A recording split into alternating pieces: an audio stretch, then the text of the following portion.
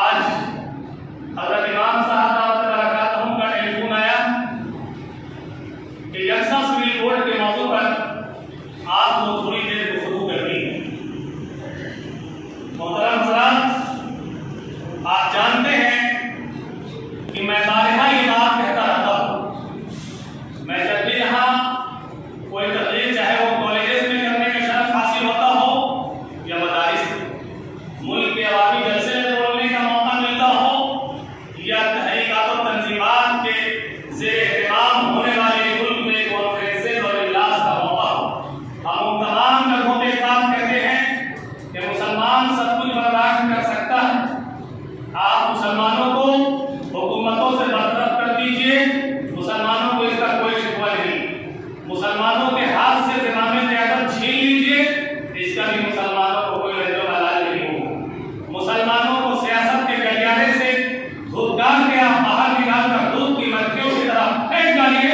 اس سے بھی مسلمانوں کی صحت پر اثر نہیں پڑے گا۔ لیکن جب بات آئے گی ناموس رسالت پر، بات آئے گی عظمت اسلام پر، بات آئے گی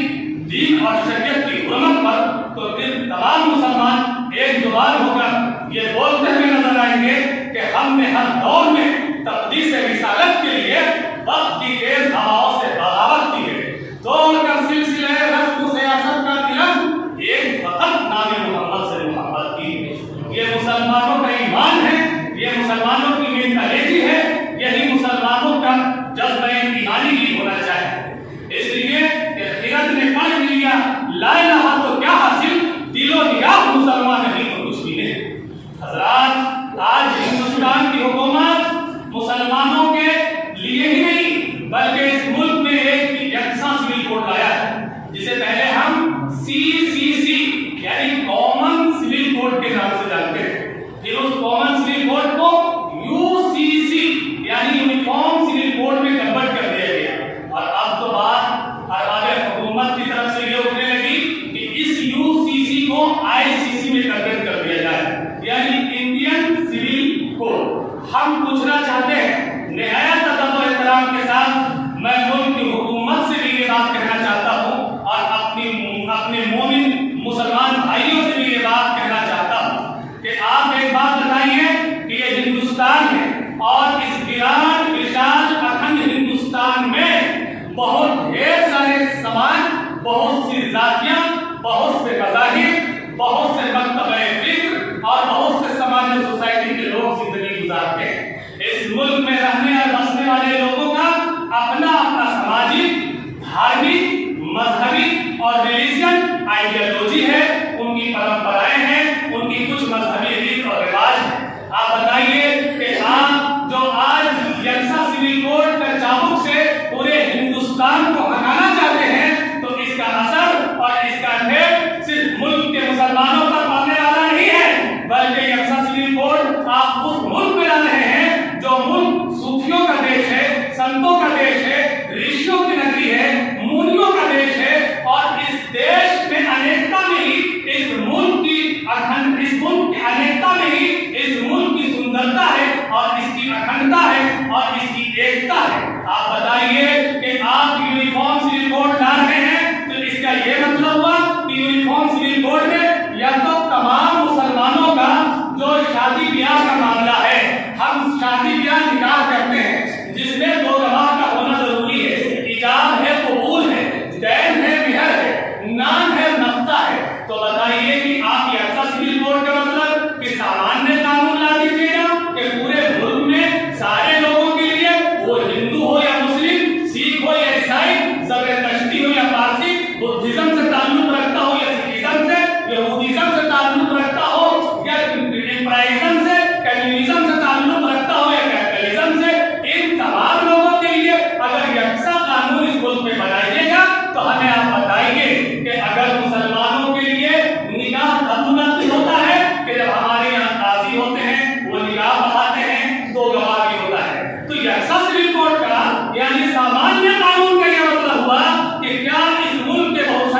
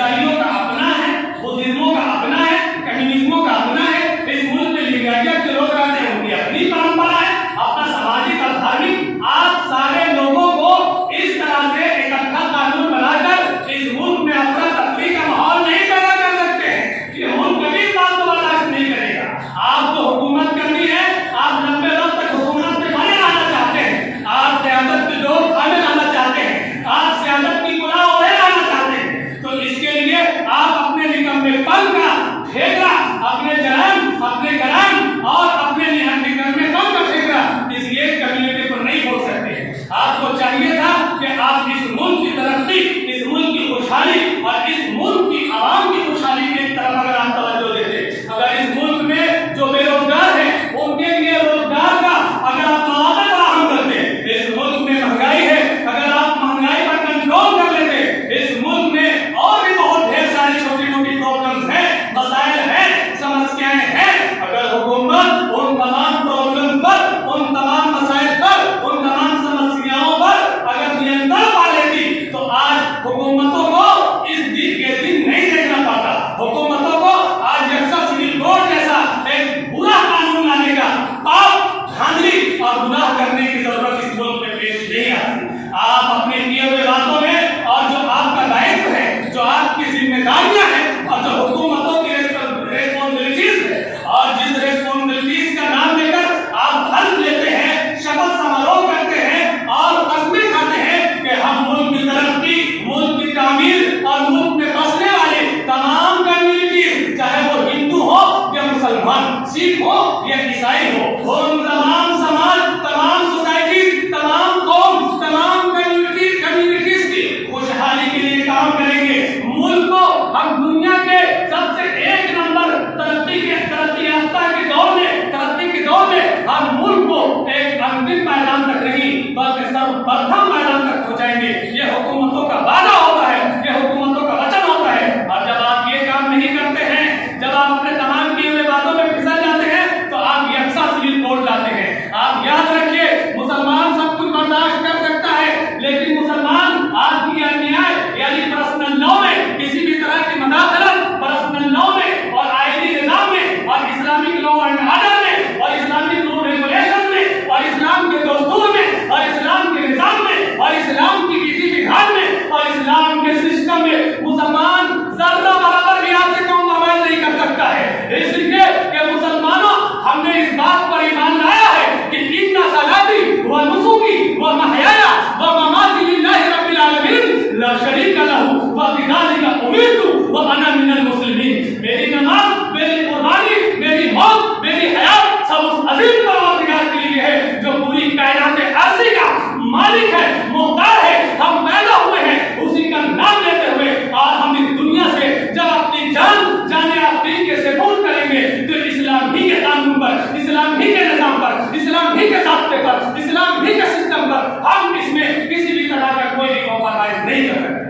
कोई हिंदू नहीं चाहेगा कि उसकी मैयत को दफन कर दिया जाए। आप किस बात का ऐसा सिविल कोड ला रहे हैं? कोई मुसलमान नहीं चाहेगा कि उसकी मैयत का अंतिम संस्कार उसको जलाकर या उसको फूंक कर दिया जाए। इसलिए इस मुल्क की भावनाओं को पहचानिए और ये समझिए कि ये मुल्क सेकुलरिज्म है और हमारा जो यूनिफॉर्म है वो हमारा यूनिफॉर्म संविधान है, लोकतंत्र है, मुल्क की जमहूरियत है, मुल्क का सेकुलरिज्म है। और इस मुल्क के कॉन्स्टिट्यूशन में हम तमाम कम्युनिटीज की ये कॉन्स्टिट्यूशनलिटी तय किया है इस मुल्क में कि इस मुल्क में रहने वाला हर इंसान, चाहे वो किसी मजहब से, किसी मसलक से, किसी जात से, किसी जमात से, किसी समाज से, किसी सोसाइटी से ताल्लुक रखेगा, तो उसको पूरी आजादी होगी कि वो अपने मजहब के मुताबिक जिएगा, अपने मजहब के मुताबिक मरेगा, अपने मजहब के मुताबिक शादी करेगा, अपने मजहब के मुताबिक वो ब्याह करेगा। इसलिए आप यकसा सिविल कोड यानी यूनिफॉर्म सिविल कोड लाकर मुसलमानों के आईनी निजाम को आप कभी भी इस पर मदाखलत नहीं कर सकते हैं। इसलिए हिंदुस्तान के आखिरी बात कहकर मैं आपसे इजाजत चाहूंगा कि इस मुल्क के दस्तूर ने हमें ये इख्तियार किया है, तो आप याद रखिए कि इस मुल्क में हम हिंदू, मुसलमान, सिख, ईसाई, पारसी, ज़रतुश्ती सदियों से रहते आ रहे हैं। और जब बात आएगी मुल्क के तहफ़्फ़ुज़ की, मुल्क के दिफ़ा की, मुल्क की पासबानी की, मुल्क की निगहबानी की, तो इस हिंदुस्तान یہاں کا